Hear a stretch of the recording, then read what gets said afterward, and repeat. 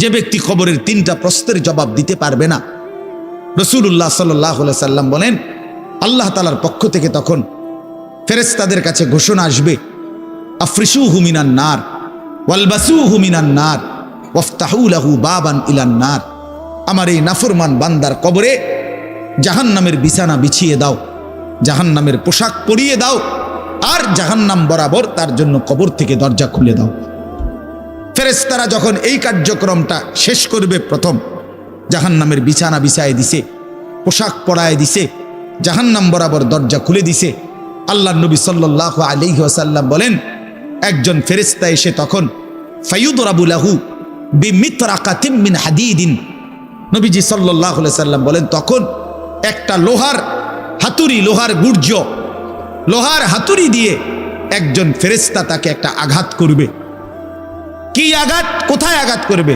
সরাসরি হাদিসের শব্দ, বরবাতান বাইনা উজনাইহি, তার 2 কান বরাবর একটা আঘাত করবে।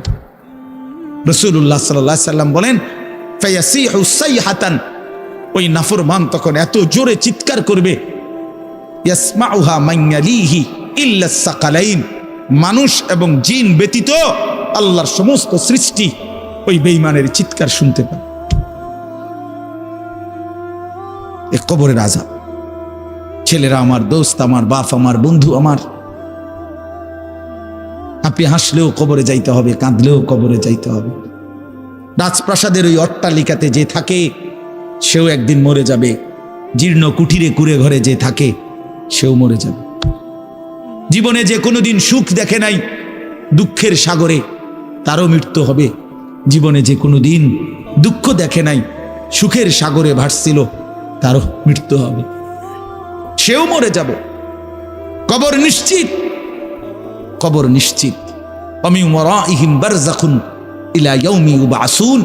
আল্লাহ তাআলা মৃত ব্যক্তিকে বলবে, বান্দা, কোরআন শরীফের আয়াত, এখন থেকে নিয়ে ইসরাফিলের ফুঁতে হাসরের ময়দানে উঠানো পর্যন্ত বারযাখ মানে কবরের জীবনে পড়ে থাকো।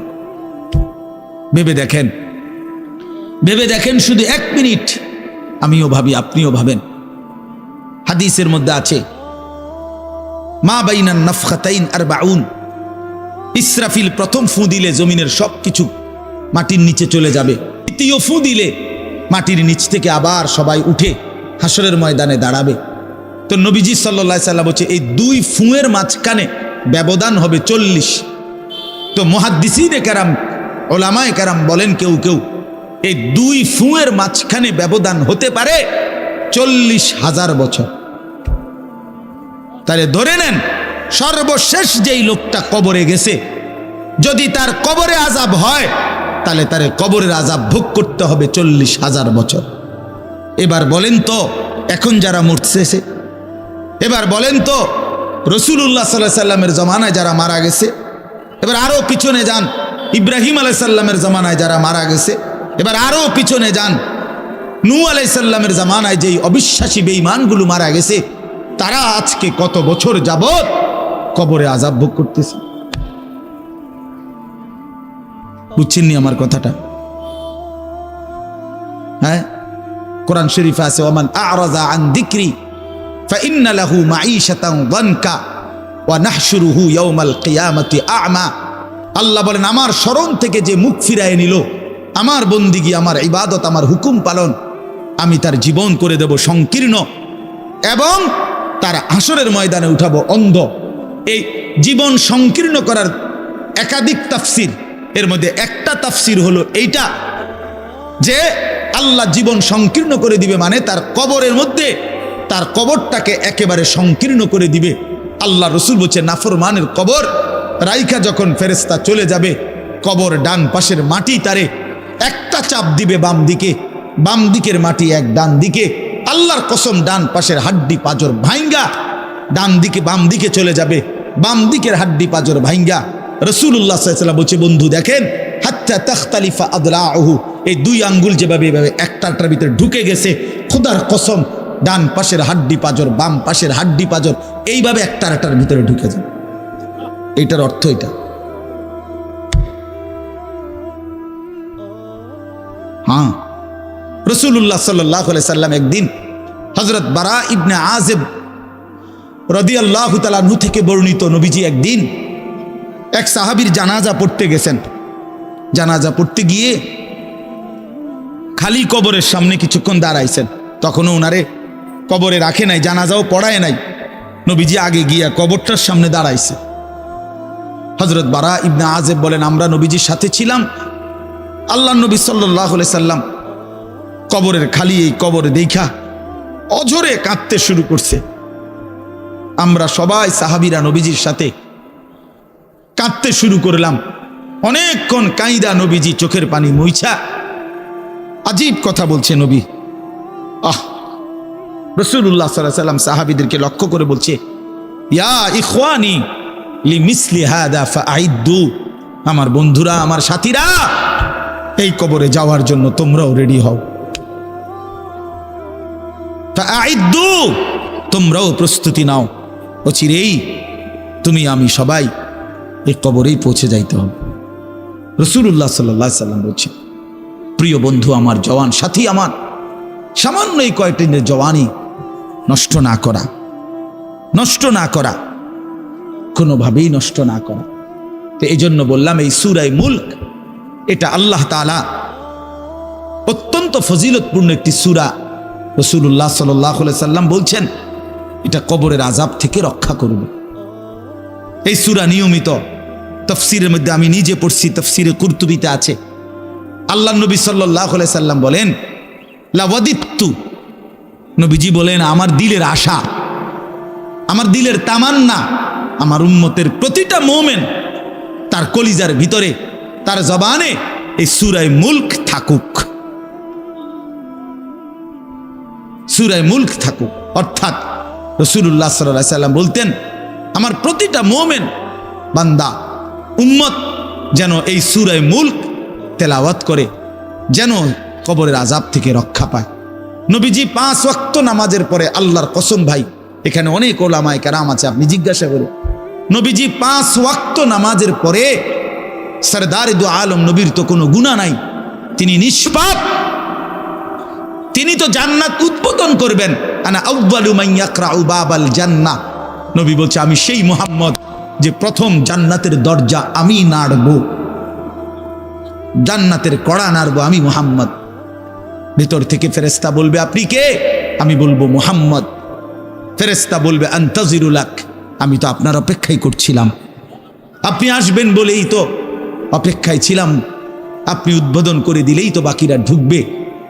তো সেই নবী যিনি জান্নাত উদ্বোধন করবেন, তিনি 5 ওয়াক্ত নামাজের পরে ভাইয়া প্রতিদিন তিনি যেই কথাটা দোয়া করতেন, এর মধ্যে একটা দোয়া এটা, আল্লাহুম্মা ইন্নী আউযু বিকা মিন আযাবিল কবর ওয়া মিন ফিতনাতিল কবর ওয়া মিন ফিতনাতিল মাসীহিদ দাজ্জাল ওয়া মিন ফিতনাতিল মাহইয়া ওয়াল মামাত।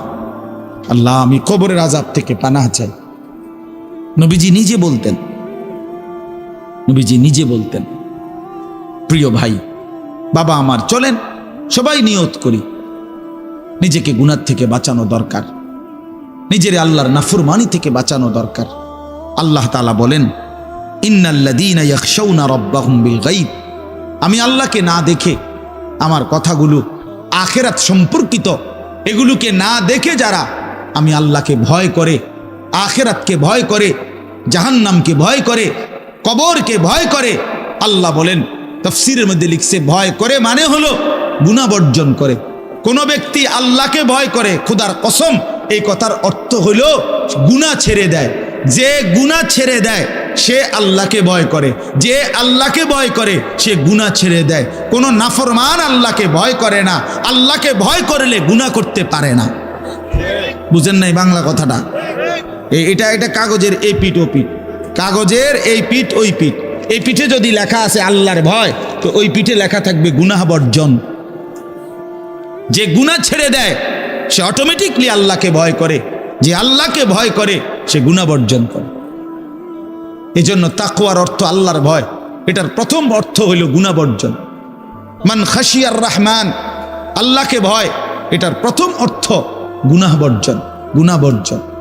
আমার শায়েখ আল্লামা মুফতি মুশতাকুন নবী সাহেব সব সময় চিল্লায় মাহফিলে, অনেক সময় হাজারি করে বলে যে বাপ, গুনাহ আগুন, গুনাহ আগুন, গুনাহ আগুন। প্রতিটা গুনার পিঠে, ওই পিঠে আগুন আছে। নারীর প্রতিটা বেপর্দা দৃশ্যের মধ্যে খোদার কসম আগুন জ্বলে।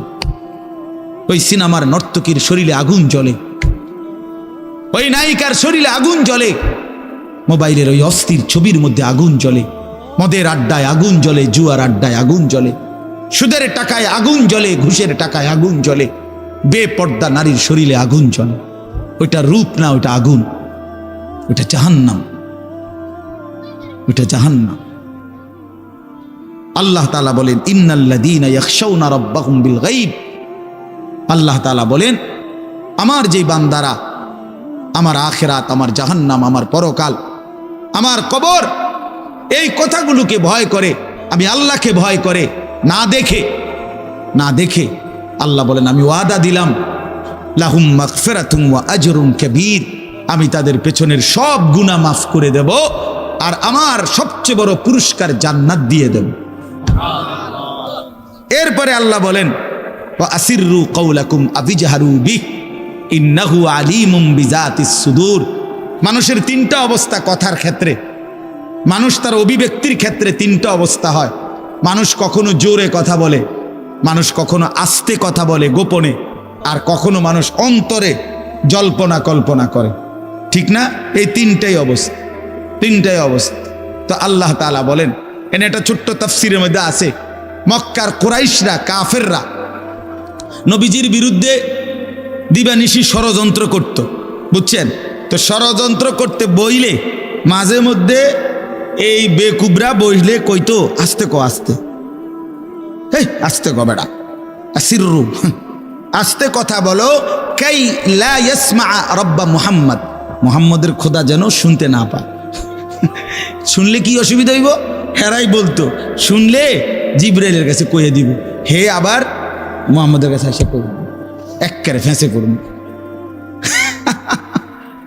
হ্যাঁ, তাফসীরের মধ্যে আছে।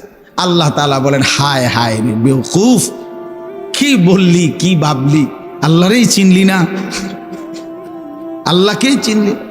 হ্যাঁ, অনেক নওজোয়ান হ্যাঁ বেচারা ইয়ারফোন লাগাইলে মনে করে কেউ শোনে না, না ইয়ারফোন লাগাইলেছে আর কি, বুঝেন না? কানের মধ্যে দুইটা বল্টু লাগাইছে, খালাস, আর তো দুনিয়ার কেউ শুনে না। আরে না ফরমান, দুনিয়ার কেউ শুনে না সেটা তো কথা না, আর শাজিমের মালিক তো শুনে।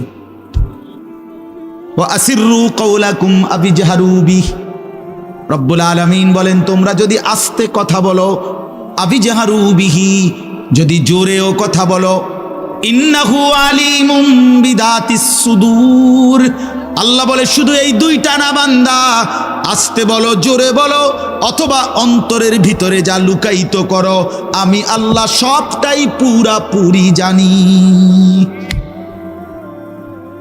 এরপরে শেষ অসাধারণ একটা যুক্তি আল্লাহ দেখাইছে, এই শেষ কথা আমার, আলা ইয়ালামু মান খালাক, আজীব কথা। আল্লাহ বলে আচ্ছা বান্দা, তোমার আমি একটা কথা জিজ্ঞাই, তুমি আমার কথাটার উত্তর দাও। এর কথা কি তুমি বুঝো না যে আলা ইয়ালামু মান খালাকা, যে সৃষ্টি করলো, যে বানাইলো, তিনি জানবে না, তিনি বুঝবে না, তিনি শুনবে না, এটা তুমি কেমনে ভাবলা? তুমি কও, তোমার বিবেকে কি কর? এতটি ভাত খাইয়া বুঝিয়ে কথাটা বুঝলা না, এতদিন দুনিয়ার থেকে বুঝিয়ে কথাটা বুঝলা না। আলা ইয়ালামু মান খালাক, এই তৃতীয় আয়াত। আল্লাহ বলেন যিনি সৃষ্টি করলেন তিনি জানবে না? যে কোম্পানি এটা বানাইছে সে জানে না এখান দিয়ে কথা বলে না, এখান দিয়ে কথা বলে? কথা বলেন না কেন? তো যিনি সৃষ্টি করলেন আল্লাহ, আমরা কি করছি না করছি তিনি আমাদের কথা জানবেন না? কথা বলেন না, বলেন না, শুনেন তিনি? আল্লাহ শুনেন কিনা, দেখেন কিনা, জানেন কিনা? ওহুয়াল লতীফুল খবীর, আল্লাহ বলেন তিনি সূক্ষ্ম থেকে সূক্ষ্ম, বিন্দু থেকে বিন্দু সেটাও জানেন। খবীর, পুরা সৃষ্টির খবর একসাথে তিনি পূর্ণ রাখেন। এই জন্য দোস্ত আমার, রাত 2টা বাজে, নওজোয়ান মনে করছে চারিদিকে কেউ জেগে নাই, সবাই ঘুমায় গেছে, এই জন্য সে মোবাইলের উলঙ্গ ছবি দেখছে। আল্লাহ ডাক দিয়া বলে আনিস আমি আছি। মালিক ডাক দিয়া বলে, আলাম ইয়ালাম বিআন্নাল্লাহা ইয়ারা, তুমি কি এই ভেবেছো তুমি জানো না বান্দা, আমি যে সারাক্ষণ তোমাকে দেখি।